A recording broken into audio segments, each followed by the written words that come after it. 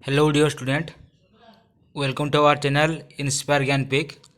तो पिला माने देखि पारुथुव आज हम डिस्कशन करबा को जाउछु 2026 जीएस पेपर पिला माने देखि पारुथुव क्लास एक्स।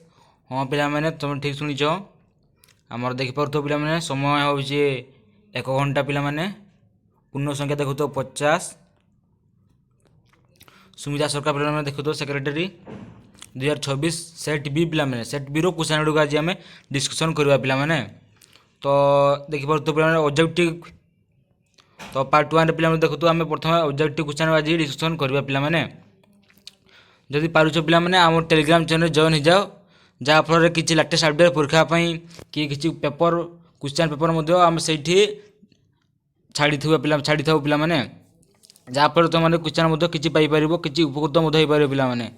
देखि पारुथुव पार्ट 1 ऑब्जेक्टिव एमसीक्यू बहुत अच्छी पिला माने। देखो भौतिक विज्ञान आम जीव विज्ञान अच्छी पिला माने। क विभाग देखो पिला माने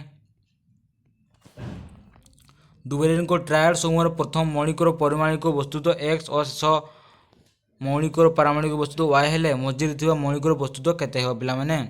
तो पिला माने आंसर हो सी पिला माने x minus Y bye 2।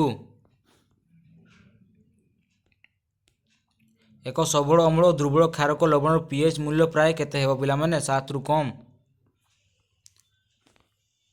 Ethane अणुर केतोटी सहसंयोजक बंध अच्छी पिला माने। तो आंसर हो 8टी। समीप दृष्टि संपन्न एक व्यक्ति 2 मीटर दूरता बाहर कौन वस्तु परिष्कार भाव देखिपार ना से व्यक्ति साधारण दृष्टि संपन्न होगापी संशोधित लेंसर पावर केते हो पिला माने। तो पिला माने आंसर हो ए प्लस 0.50 डी पिला माने। दस्तालेपन एक प्राणी जहाँ कलंकी लगे प्रतिरोध करे ताहा हैला पिला माने हमर हम स्टील और टीण पिला माने। निम्न रासायनिक प्रतिकार केउटी विजारक अटे पिला माने। तो पिला माने बी आंसर हम एसीएल। 5टी रेजिस्टर प्रत्येक प्रतिरोध 1/5 ओम हेले एही संजोगर अतिवेश केते प्रतिरोध सृष्टि हो पिला माने 5 ओम। गोटे इलेक्ट्रॉन एक समय चुंबकीय क्षेत्र मध्य लंब भाव चित्र प्रदर्शित है भली प्रवेश करुच्ची। इलेक्ट्रॉन उपर कार्यकारी होता बड़ दिग हम पृष्ठ बाहर को पिला माने। C double bond O OH सक्रिय ग्रुप नाम कौन पिला माने। तो हम कीटन। निम्न परिपथ चित्र प्रदर्शित विद्युत संयोग समूह प्रतिरोध गणना कर पिला माने। तो हम 5 ओम पिला माने आंसर। जानवाहन गुड़िक पछपाक देखापी खंजा दर्पण वर्धन केते हो पिला। 12 नंबर देख पिला माने गोटे इलेक्ट्रिक आयरन प्रतिरोध 20 ओम अटे। यह मध्य 5 एम्पियर विद्युत सतत 30 सेकेंड प्रभावित हेले केते ताप सृष्टि हो पिला माने। तो आंसर हम 6000 जूल। गोटे मौलिक एक्स वस्तु संख्या 40 एवं एथिरे 21 इलेक्ट्रॉन थिले यह आधुनिक पर्याय श्रेणी केउ ग्रुप रे रहिबो। ग्रुप 4 रे पिला माने। प्रिज्म मध्य आपतित रश्मि और निर्गत रश्मि मध्य थिबा कणर नाम कौन विकिरण कण पिला माने। आलोकर केउपरी घटना आकाश नील देखा जाए विकिरण। पीएच मूल्य 1714 थिबा दर्पण रे खंडे पीएच पेपर बुड़ाइले मणिक रंग यथाक्रमे कि परिवर्तन हेबो पिला माने सबुज नील और लाल। गोटे इलेक्ट्रिक बल्बर सूत्र फिलामेंट मध्य 1 एम्पियर विद्युत सहित प्रभावित होउछि। 10 सेकेंड रे एही बल्बर फिलामेंट प्रस्थ छेद मध्य प्रभावित होउतवा इलेक्ट्रॉन संख्या केते हेबो 10⁸ 10⁸18 पिला माने। साबुन मिसेल रूप से सफा करने को समर्थ हुए कारण मिसेल गुड़िक द्रवण में कलवेड रूपे रुहे पिला माने। क्यों नियम अनुसार रासायनिक समीकरण को समतुल्य करा जाए। तो पिला माने हेबो हमर वस्तु संरक्षण नियम। अम्लराज सद्य प्रस्तुत गाढ़ नाइट्रिक एसिड एवं गाढ़ ଡ୍ରାଇକ୍ଲୋରିକ୍ ଏସିଡ଼ର ଅନୁପାତ କେତେ ହେବ ପିଲାମାନେ? ତ ପିଲାମାନେ 1:2। ଇଥାନଲର ଇଥାନଏଡ୍ ଏସିଡ୍ କେଉଁ ପଦ୍ଧତିରେ ପ୍ରସ୍ତୁତ ହୁଏ? ଜାରଣ। ଗୋଟିଏ ବିଦ୍ୟୁତ୍ ସ୍ରୋତ ଥାଏ ଦୀର୍ଘ ଓ ସଳଖ ସୋଲେନଏଡ୍ର ଭିତର ଅଂଶର ଚୌମ୍ବକୀୟ କ୍ଷେତ୍ର କ'ଣ ହେବ? ପ୍ରାନ୍ତ ଆଡ଼କୁ ବଢ଼େ ପିଲାମାନେ।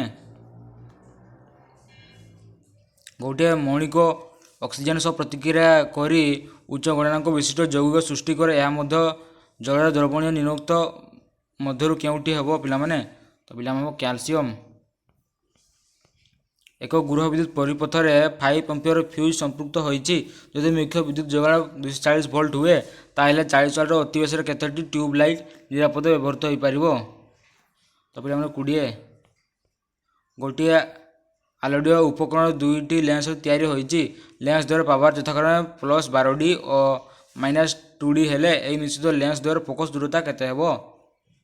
ତ ପିଲାମାନେ 10 ମିଟର। ଜୀବବିଜ୍ଞାନ ଦେଖ କ'ଣ କହିଛି ଦେଖ ପିଲାମାନେ। ଗର୍ଭାଶୟର ନଳିଆ ଅଂଶକୁ କ'ଣ କୁହାଯାଏ?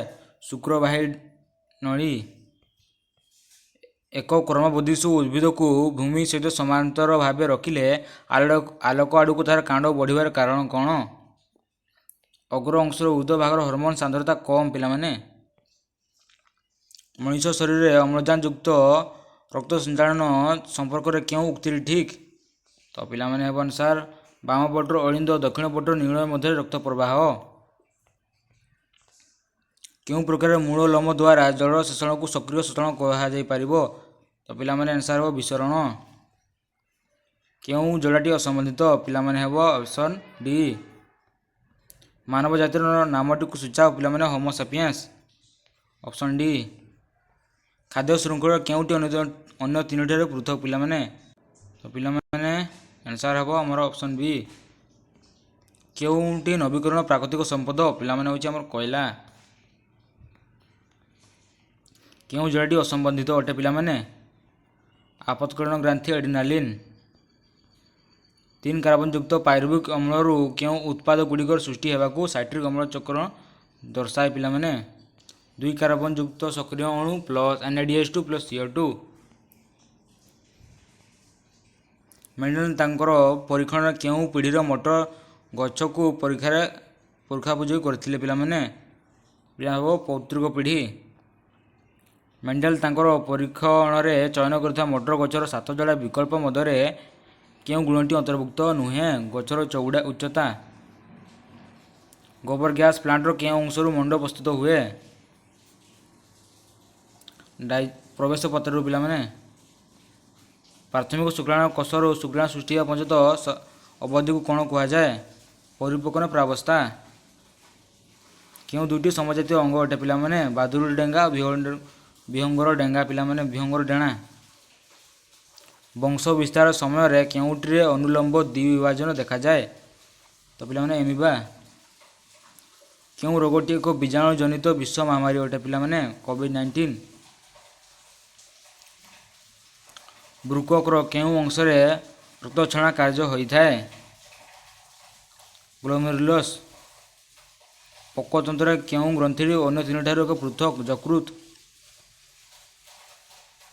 କୋଭିଡ୍-19ର ରାସାୟନିକ ଗଠନରେ କେଉଁ ଉପାଦାନ ଗୁଡ଼ିକ ଥାଏ?